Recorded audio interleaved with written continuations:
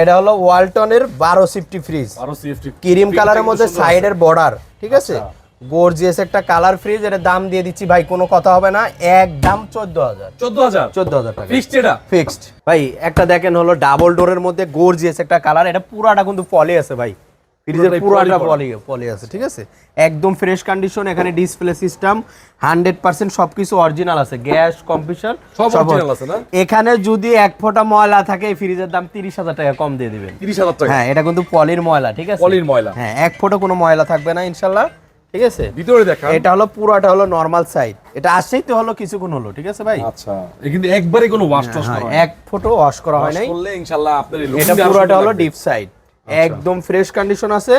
এটা 650 litre something, ঠিক আছে, মিডিয়া কোম্পানি, মিডিয়া। হ্যাঁ, গর্জিয়াস একটা ফ্রিজ।